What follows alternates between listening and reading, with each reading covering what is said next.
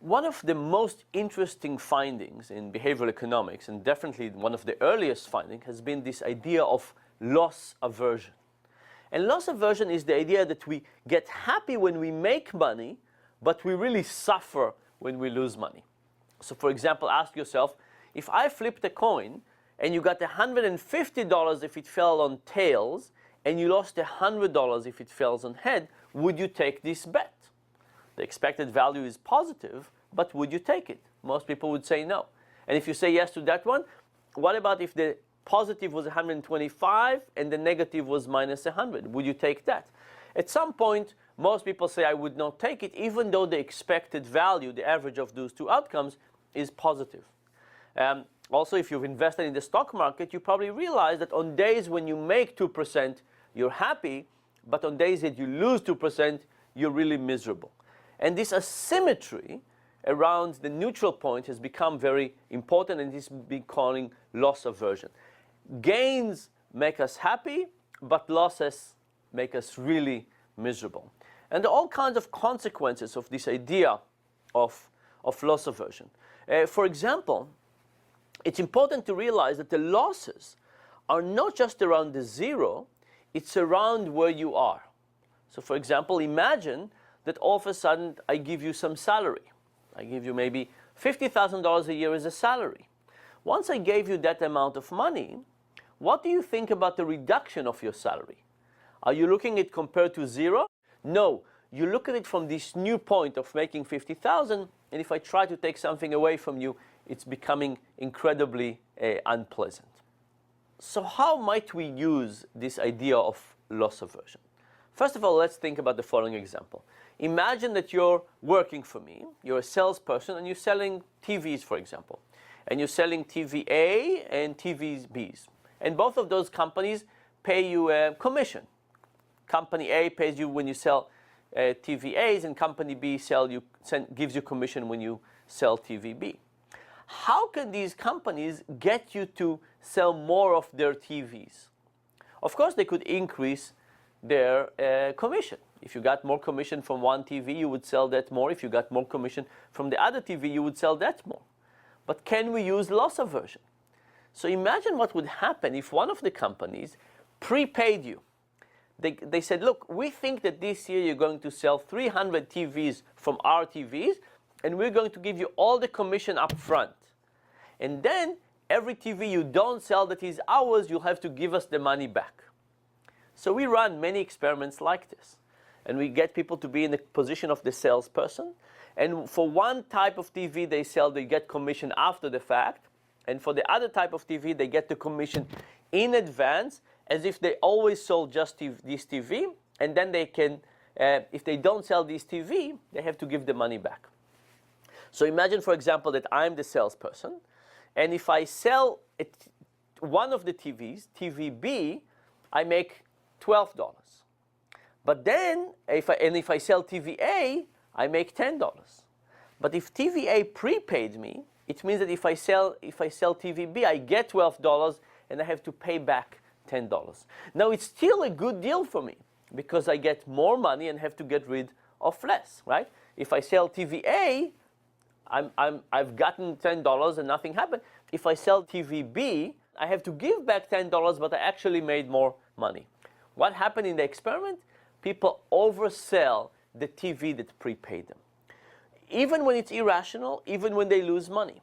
Which suggests that once you give people money, they value that money to a higher degree, they don't want to give it up, and because of that, they're redirecting their efforts.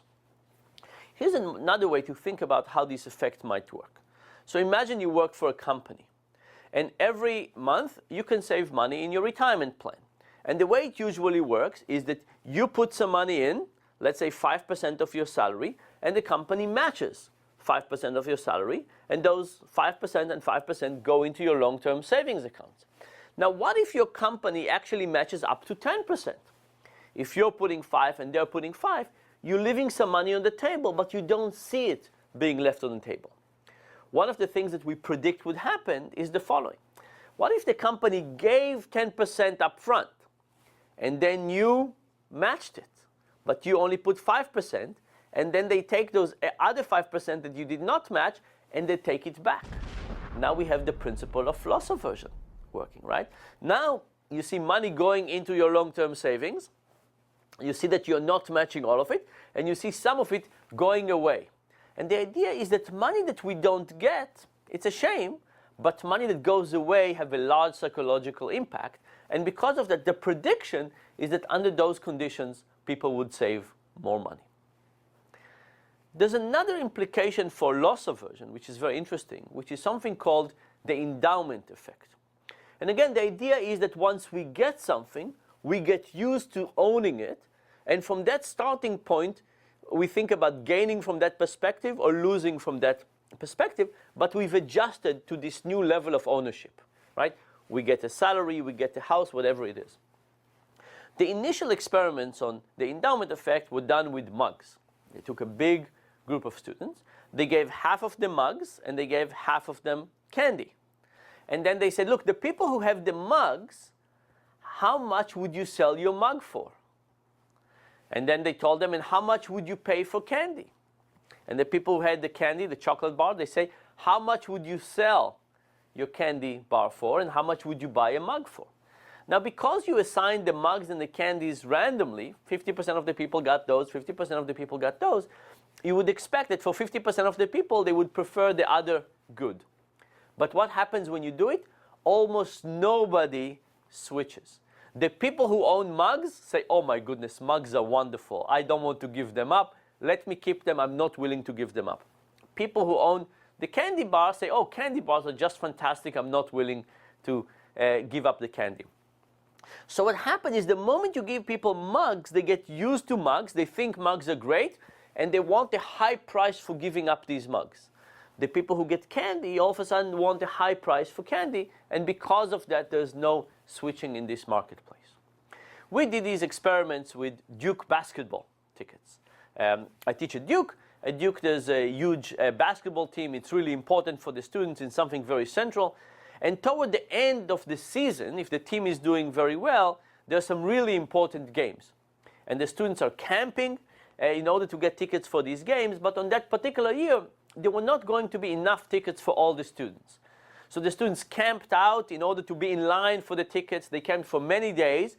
And at the end of those many days, they had a lottery. And they said, well, all of you camped, all of you deserve tickets, but we don't have tickets for all of you.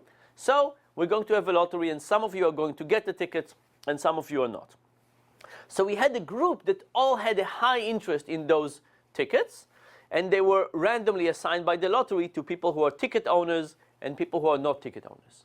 So together with Ziv Carmon, we called up these people. We found out what the lottery, the outcome was, and we knew who was a ticket owner and who was not. And we called them up and we said, hey, if you're a ticket owner, can we tempt you to sell us the tickets? And if you were not a ticket owner, we said, hey, we might get a ticket for you. How much would you pay for it? What happened? The people who were ticket owners wanted about $2,000 to give up their tickets. Lots of money. The people who did not have tickets were willing to buy one for $100 and some, but not more than that. What happened is the moment people became ticket owners, they value it to a higher degree, and giving it up became much more important. The people who did not own the ticket did not value it as much. Now, not only that, but when we asked them to explain the reasons were very different. Now, these two people are on two sides of the transaction. They have reasons for switching to the other side, and they have a reason for keeping where they are. If you have a ticket, you have a reason to try and sell the ticket to get money, and you have a reasons to go to the game. If you don't have a ticket, you have reasons to go to the game and to keep the money or not to spend the money. But what we heard from people when we asked them why were reasons only about their side of the transaction. People who had a ticket said, going to this game is going to be my defining moment at Duke. It's going to be incredibly important. It's something that would be the capstone of my experience. I will tell my children about it, my grandchildren about it. I'll keep on remembering it. I'll think about it. It will be a huge part of my experience. The people who did not have the ticket could also give us these reasons. They could say, I want to go to the game because it will be a part of my life and telling my children, but not. Those people thought about the money. They said, well, you know, I don't want to spend so much money on a ticket. I can go to a bar, I can see the game for free and maybe buy some drinks, and that would actually be more interesting for me. So what happens is the moment you move on the ownership curve, you start to evaluate things from that perspective. And you think very differently about what you're going to lose and what you're going to gain. And in that particular case, when you're thinking about selling a ticket, you're thinking about what you're going to give up, the ticket. And that's what you focus on, and that's what you think about the experience as. If you have money but no ticket, what are you thinking? You're thinking about giving up the money. You're thinking about that side of the transaction. So it seems that loss aversion is a very general way for us to think about what we have and what we own. And the moment you own something, you think about your changes in terms of gains and losses, and the losses are more salient and prominent and actually more important in our decisions. As a final thing, you can think about what does 30-day money-back guarantees basically provide. It basically says, look, why don't you buy a sofa? Take it home, see how it is, and you could always bring it back, right? And from you as a consumer, it says, okay, I have no risk. I can take this sofa home, I can try it, I can see how it works for me. What you don't probably appreciate is loss aversion, the endowment effect. Probably what you don't appreciate is that by the time you bring the sofa home and you use it for a few days, you become to like it to a slightly higher degree. All of a sudden it's yours, and giving it up is more difficult.